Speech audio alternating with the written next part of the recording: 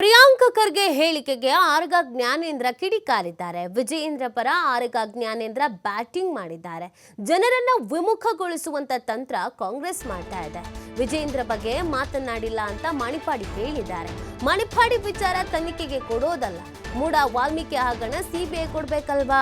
ಬೆಳಗಾವಿಯಲ್ಲಿ ಮಾಜಿ ಸಚಿವ ಆರಗ ಜ್ಞಾನೇಂದ್ರ ಈ ಸ್ಟೇಟ್ಮೆಂಟ್ ಅನ್ನ ಕೊಟ್ಟಿದ್ದಾರೆ. ಬಿಜೆಪಿಯ ಕೆಲವು ನಾಯಕರುಗಳು ಕಾಂಗ್ರೆಸ್ನ ವಿರುದ್ಧ ಆರೋಪಿಸ್ತಾ ಇದ್ದಾರೆ. ವಿಜಯೇಂದ್ರ ಅವರ ಪರವಾಗಿ ಬ್ಯಾಟ್ ಬೀಸ್ತಾ ಇದ್ದಾರೆ. ಅದೇ ರೀತಿಯಾಗಿ ಈಗ ಆರಗ ಜ್ಞಾನೇಂದ್ರ ಅವರು ಕೂಡ ವಿಜಯೇಂದ್ರ ಅವರ ಬಗ್ಗೆ ಅಂದ್ರೆ ಅವರ ರಾಜ್ಯಾಧ್ಯಕ್ಷರ ಬಗ್ಗೆ ಪರವಾಗಿ ಮಾತನಾಡಿದ್ದಾರೆ. ಮಣಿಪಾಡಿ ವಿಚಾರ ತನಿಖೆ ಕೊಡೋದಲ್ಲ, ಮೊದಲಿಗೆ ಮೂಡ ವಾಲ್ಮೀಕಿ ಹಗರಣ ಸಿಬಿಐ ಕೊಡ್ಬೇಕಲ್ವಾ ಅಂತ ಪ್ರಶ್ನೆಯನ್ನ ಕೂಡ ಇದೇ ವೇಳೆ ಮಾಡಿದ್ದಾರೆ. ಬೆಳಗಾವಿಯಲ್ಲಿ ಮಾಜಿ ಸಚಿವ ಆರಗ ಜ್ಞಾನೇಂದ್ರ ಈ ಸ್ಟೇಟ್ಮೆಂಟ್ ಕೊಟ್ಟಿದ್ದಾರೆ. ಅದಕ್ಕೆ ಸಂಬಂಧಪಟ್ಟಂತೆ ಅನ್ವರ್ ಮಾಣಿಪಾಡಿ ಅವರ ಒಂದು ಹೇಳಿಕೆ ಸಾಕಷ್ಟು ಚರ್ಚೆ ಆಗ್ತಾ ಇದೆ. ಈ ಬಗ್ಗೆ ಮಾತನಾಡಲಿಕ್ಕೆ ಮಾಜಿ ಗೃಹ ಸಚಿವರಾದಂಥ ಆರಗ ಜ್ಞಾನೇಂದ್ರ ನಮ್ಮ ಜೊತೆ ಇದ್ದಾರೆ. ಸರ್ ನಮಸ್ತೆ.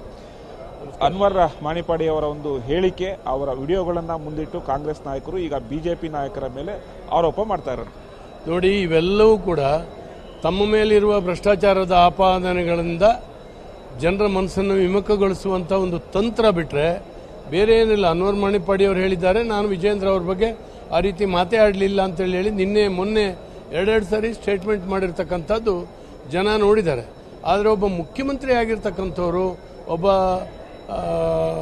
ಖರ್ಗೆ ಅಂತ ಒಬ್ಬ ಗ್ರಾಮೀಣಾಭಿವೃದ್ಧಿ ಸಚಿವರಾಗಿರ್ತಕ್ಕಂಥವ್ರು ಈ ರೀತಿ ಬೇಜವಾಬ್ದಾರಿಯಿಂದ ಮಾತಾಡ್ತಾರೆ ಅಂತ ಹೇಳಿದ್ರೆ ನನಗೆ ಅರ್ಥ ಆಗೋದಿಲ್ಲ. ಈ ರೀತಿ ಇವರೆಲ್ಲರೂ ಕೂಡ ಇಡೀ ಭ್ರಷ್ಟಾಚಾರದಲ್ಲಿ ಮುಳುಗಿದೆ ಇಡೀ ಕಾಂಗ್ರೆಸ್ ಸರ್ಕಾರ. ಏನೂ ಅಭಿವೃದ್ಧಿಗಳು ಆಗ್ತಾ ಇಲ್ಲ.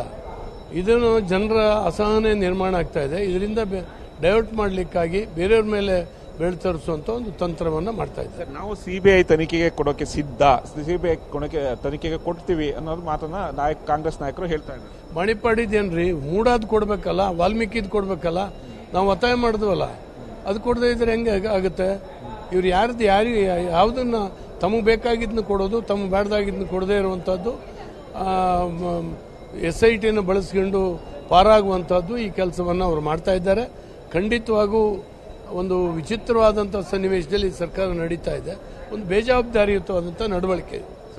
ಹೈಕಮಾಂಡ್ ನಾಯಕರು ಯಾಕೆ ಯಾವುದೇ ಕ್ರಮ ಕೈಗೊಳ್ತಾ ಇಲ್ಲ? ಇಷ್ಟೆಲ್ಲ ಆರೋಪಗಳು ಬಂದ್ರೂ ಬಿಜೆಪಿ ಹೈಕಮಾಂಡ್ ಯಾಕೆ ಕ್ರಮ ಕೈಗೊಳ್ತಾ ಇಲ್ಲ? ತನಿಖೆಗೆ ಒಳಪಡಿಸೋದಕ್ಕೆ ಯಾಕೆ ಮುಂದಾಗ್ತಾ ಇಲ್ಲ ಅನ್ನೋದು ಪ್ರಶ್ನೆ. ಅಲ್ಲ, ಬಿಜೆಪಿ ಹೈಕಮಾಂಡ್ ಏನಿಲ್ಲ, ಏನಿದೆ ರೋಲ್ ಇದು? ಯಾರೋ ಏನೋ ಆಪಾದನೆ ಮಾಡ್ತಾರೆ ಅಂತ ಹೇಳಿ ಯಾವುದನ್ನು ಕೂಡ ವಹಿಸ್ಲಿಕ್ಕೆ ಆಗೋದಿಲ್ಲ. ಹಾಗಾಗಿ ಅದು ಬೇಸ್ಲೆಸ್ ಇದದು ಆರೋಪಗಳು. ಇದಿಷ್ಟು ಮಾಜಿ ಗೃಹ ಸಚಿವರಾದಂಥ ಆರಗ ಜ್ಞಾನೇಂದ್ರ ಅವರ ಮಾತಾಗಿದ್ದು. ಕ್ಯಾಮ್ರಾ ಪರ್ಸನ್ ಸಿದ್ದು ಜೊತೆ LN ಸ್ವಾಮಿ, TV5 ಬೆಳಗಾವಿ.